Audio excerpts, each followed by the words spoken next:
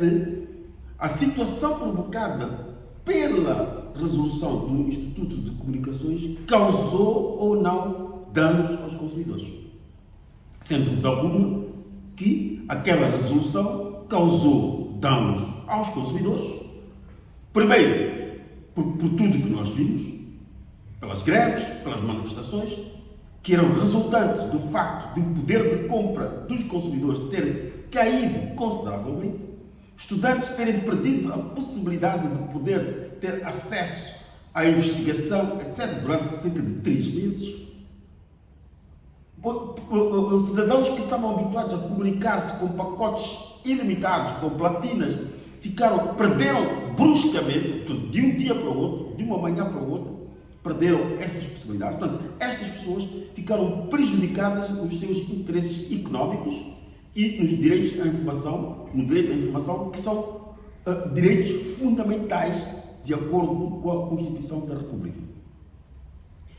Porquê é que há danos e porquê é que há responsabilização? É que sempre que há danos, há responsabilização.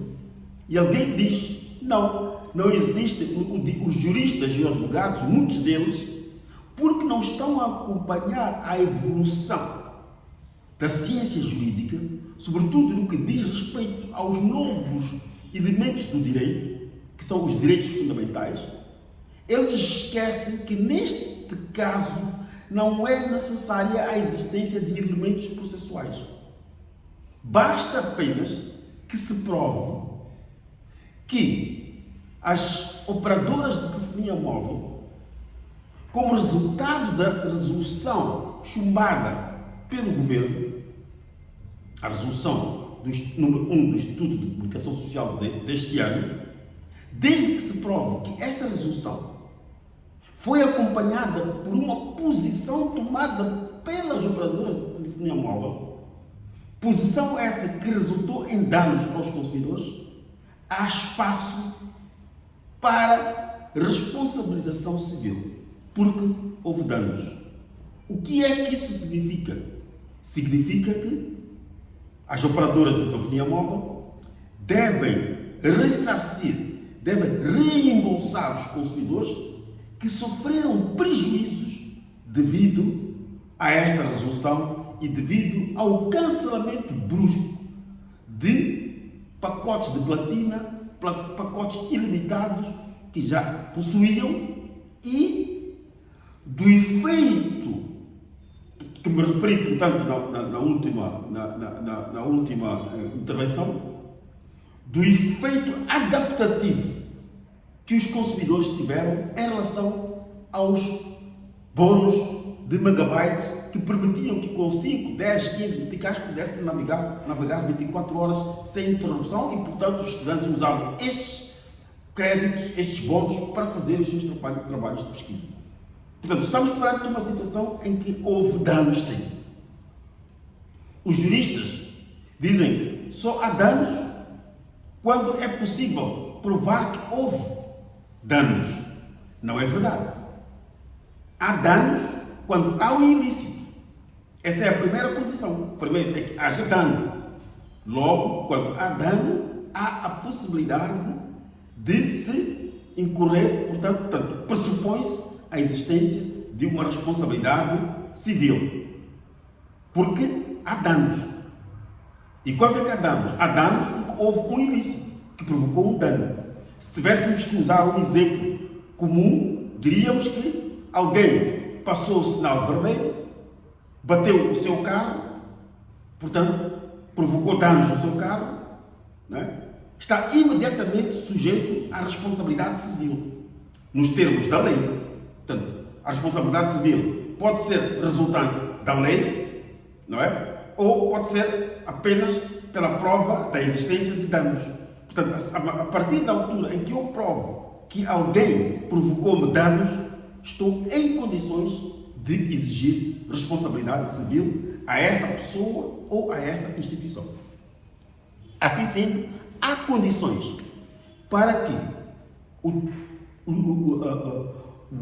Ministério Público, que tem responsabilidade de tutela em relação aos direitos fundamentais dos cidadãos, tem a responsabilidade de mesmo não havendo, portanto, mesmo não havendo uma demonstração da ilicitude, portanto, não havendo um denunciante individual, não é?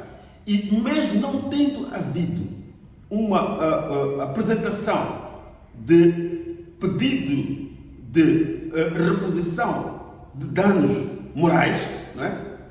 Portanto, mesmo não tenha havido uma demonstração de deve-se presumir, não é? Deve-se presumir, o juiz de direito que for nomeado pelo Ministério Público, ele deve presumir que houve presunção de danos. Portanto, vai-se assumir, portanto, alguém que perdeu um ente querido, não é? Um trabalhador, alguém que perdeu o seu familiar, que foi morto injustamente, por qualquer motivo, não precisamos de apresentar provas de que a pessoa que perdeu o ente querido sofreu danos morais. Portanto, presume-se que houve danos morais. Portanto, presume-se que todos os consumidores que estavam em situação de contrato portanto, ilimitado de platinas e todos aqueles elementos do contexto de adaptação em que os consumidores estavam relativamente aos créditos de megabytes, portanto, de 10, 15 megabytes para navegar 5 horas, 10 horas, portanto, que beneficiavam os estudantes. Estamos perante uma situação em que é possível, sim, apurar-se, portanto, reembolso para estes casos. Quem deve fazer este apuramento? Portanto, deve ser um instituto, porque o instituto tem um historial de todo o Instituto de Comunicações de Moçambique, Nacional de Comunicações de Moçambique, tem um historial, portanto, ele gera através do portal do consumidor, que nós até já solicitamos para que este portal seja retirado do Instituto de Consumidor, do Instituto Nacional de Comunicações de Moçambique, dizia, porque está provado que o Instituto não tem capacidade de gerir em simultâneo conflitos. Portanto, o conflito que resulta da operação das operadoras de telefonia móvel e, ao mesmo tempo, resolver o conflito entre estas operadoras e os consumidores e beneficiar o Estado.